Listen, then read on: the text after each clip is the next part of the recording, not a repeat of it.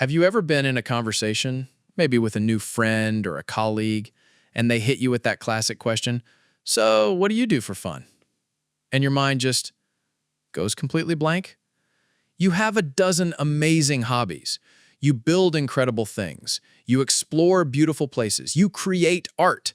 But in that moment, all you can manage to say is, I like movies.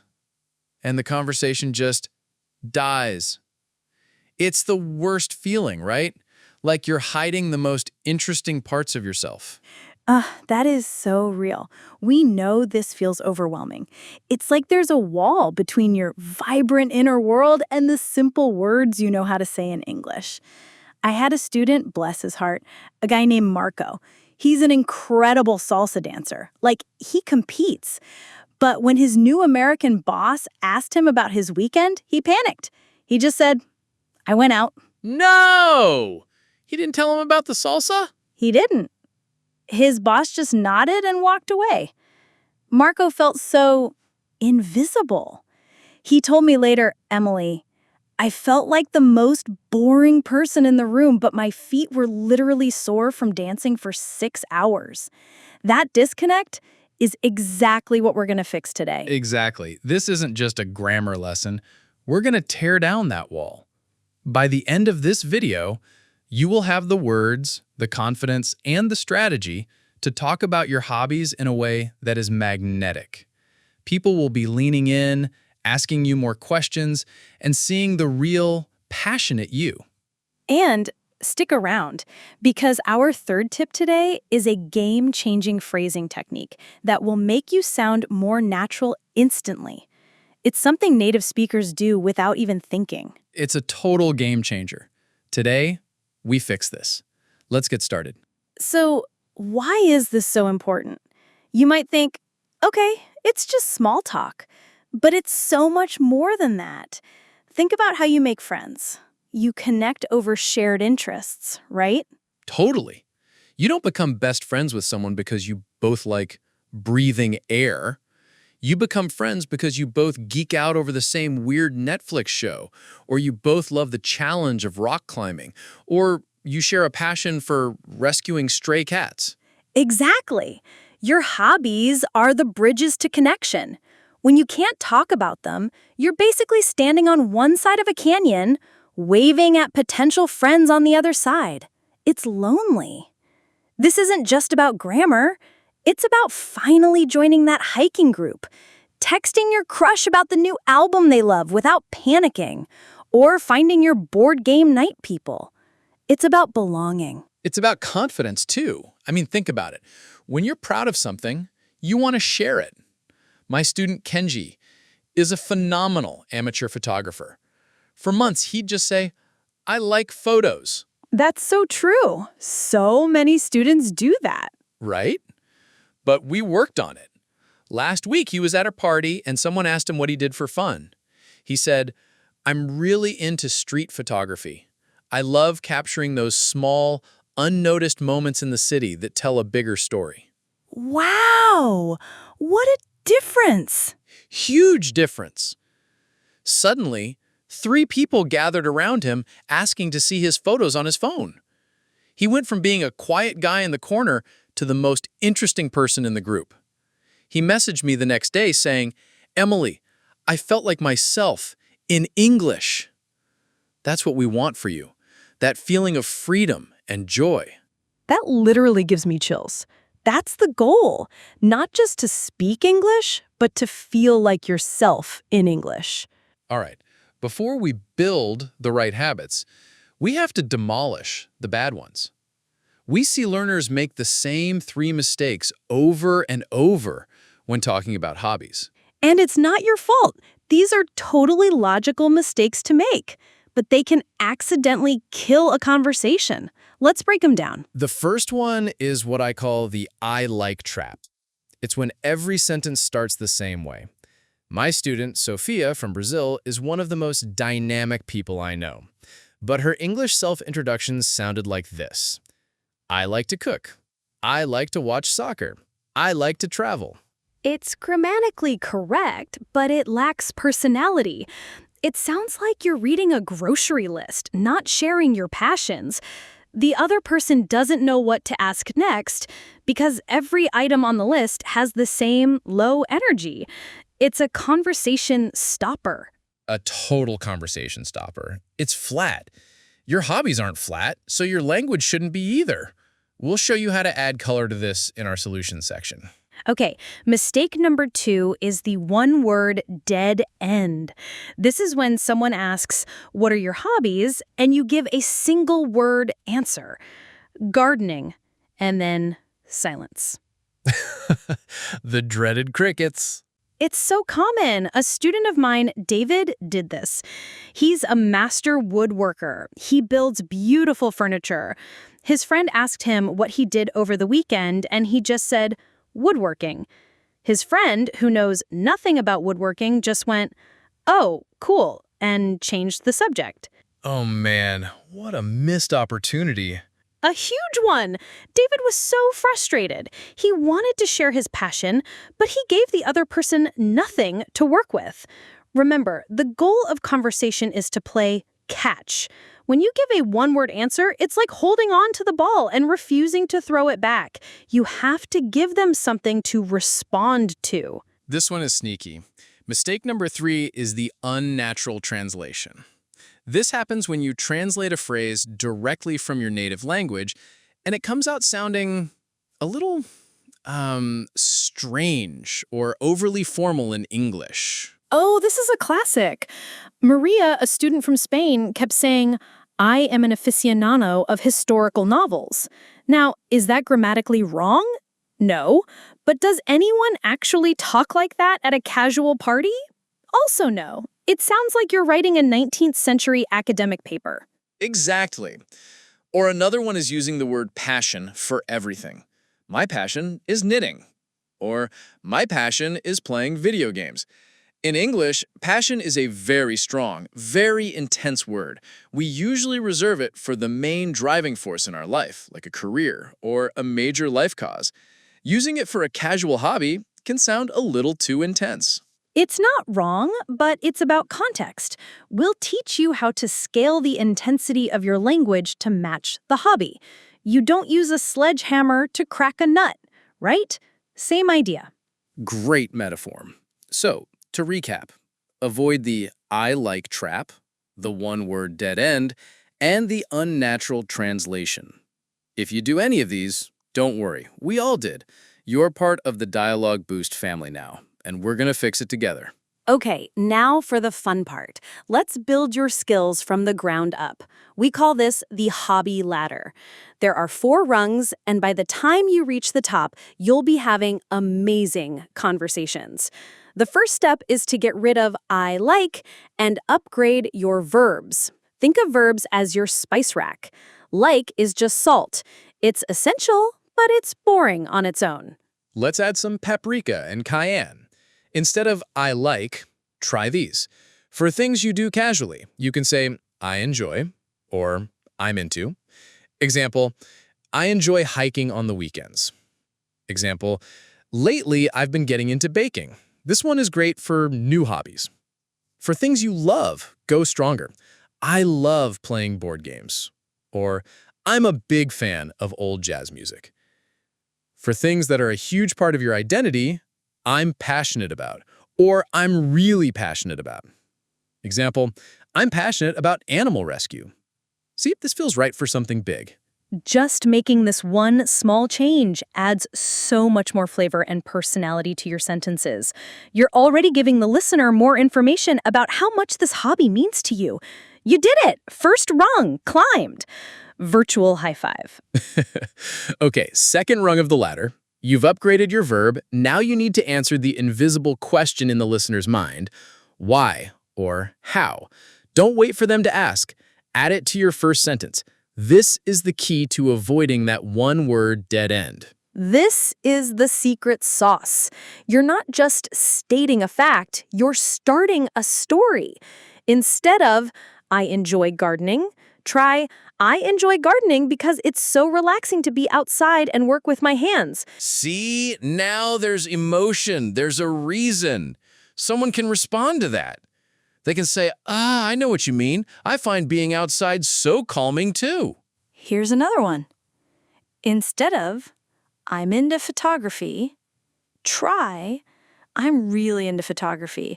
I spend most of my weekends exploring the city and trying to find interesting shots.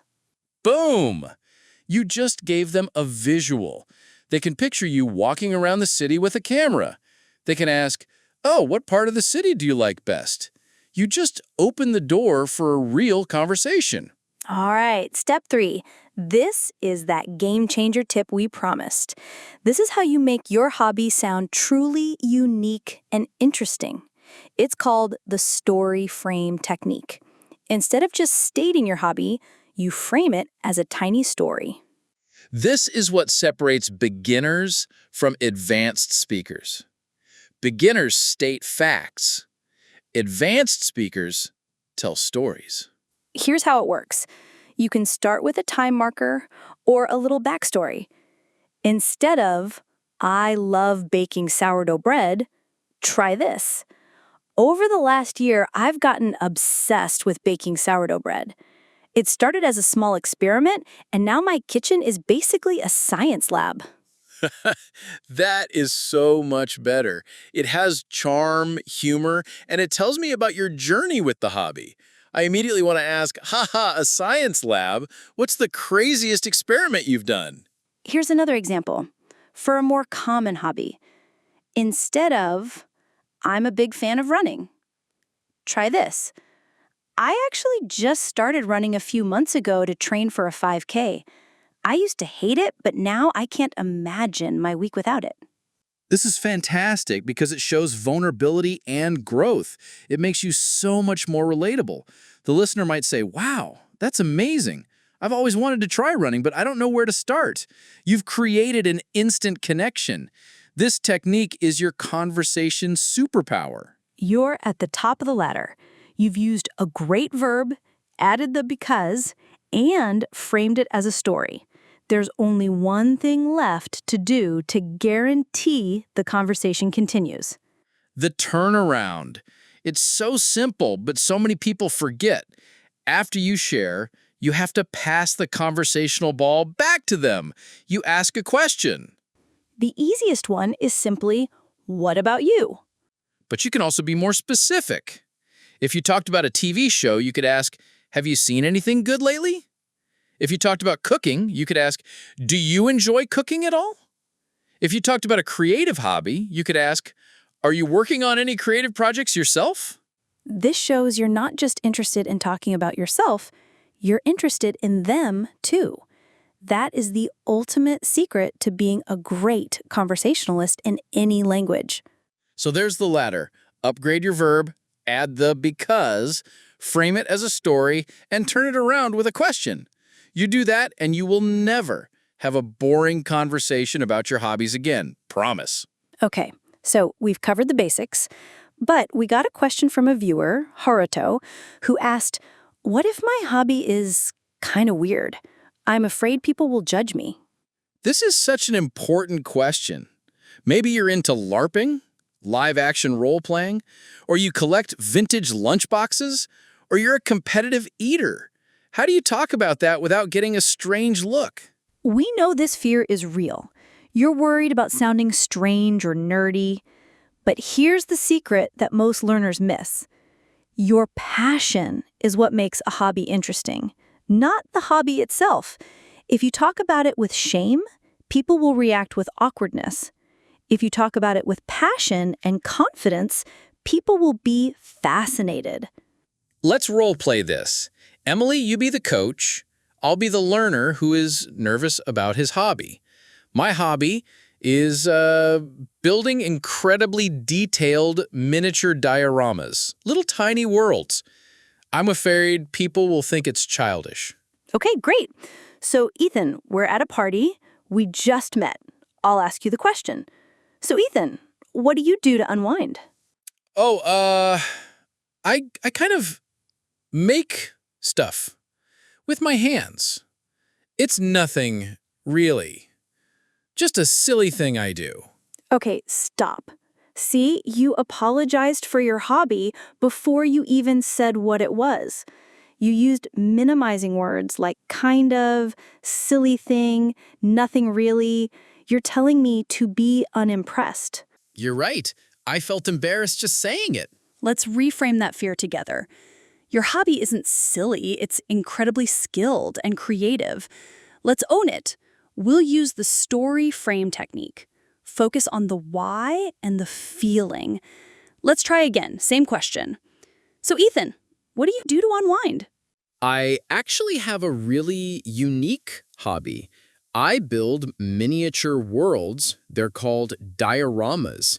I find it incredibly meditative to create these tiny, detailed scenes. Right now, I'm working on a little replica of a 1950s diner. Whoa! Wait, for real? Like with tiny little milkshakes and everything? That's amazing. How did you even get into that? See the difference? Your reaction was completely different. You were curious, not judgmental. I didn't say, it's weird. I said, it's unique. I didn't say, it's childish. I focused on the feeling. It's meditative. And I gave you a concrete, cool detail, the 1950s diner. It works for anything. I'm really into historical reenactment becomes I'm part of a group that brings history to life. This summer, we're recreating a Roman legionary camp. It's like extreme camping, but with way cooler outfits. I collect stamps becomes I'm a bit of a history nerd and I collect vintage stamps. Each one is like a tiny piece of art that tells a story about a specific time and place. The formula is acknowledge it's unique, share your passion, and give a cool specific detail. Don't apologize for what you love. Your passions are what make you you. Own them. All right, you've listened to us talk enough. Now it's your turn. This is an interactive drill. We're going to give you a boring, basic sentence. We want you to pause the video and say a better version out loud using the hobby ladder. Don't be shy. Say it out loud. The muscle memory of speaking is crucial. Ready? The boring sentence is, I like to read. Welcome back. How did you do? Maybe you said something like, I'm a huge fan of reading, especially fantasy novels. I love getting lost in a completely different world for a few hours. Or maybe, lately I've been getting back into reading. I'm trying to read a book a week this year. Fantastic! You're doing amazing. Okay, next one. The boring sentence is, I play video games. This is a super common one. How can you elevate it? Pause now and say your upgraded version. All right, what did you come up with? I hope you didn't just say, I love video games. Let's add more. How about, I'm really into strategy games. I love the challenge of planning and trying to outsmart my opponents. Or a story frame, most of my friends and I stay connected by playing online games together a few nights a week. It's our way of hanging out. See how that adds the element of community? So good. Last one. This is a challenge. The boring sentence is, I like exercise. And we're back. Did you do it? Maybe you said, I really enjoy going to spin classes. The energy and the music make working out so much more fun. Or, I started practicing yoga a few years ago for my mental health, and it's completely changed my life. It's the 1 hour of the day that's just for me. That has so much power and emotion. You absolutely crushed that drill. You made it to the end. Let's just take a moment and recognize what you accomplished today. You didn't just learn a few English phrases, you gained the tools to express who you are. That's so true. The fear of sounding boring, the frustration of your words not matching your personality, we started there. But now you have the hobby ladder. You have the story frame technique. You know how to talk about even your most unique interests with confidence and pride. Think back to Marco, who couldn't talk about his love for salsa dancing, or Kenji, who hid his passion for photography. They broke through that wall, and today you got the sledgehammer to break through yours. This is freedom. The freedom to connect, to share, to be seen. I literally cried when Kenji sent me that message about feeling like himself, because that's what it's all about. We don't want you to just speak English. We want you to thrive in English, to build friendships, to share your joy, and to feel completely, authentically you. You are not just learning, you're joining the DialogueBoost family, a community of learners who are all on this journey to become confident, connected speakers. Your hobbies are awesome. You are awesome. Now you have the English to show it. Thank you so much for learning with us today. If this video helped you, hit that like button and subscribe so you don't miss our next lesson.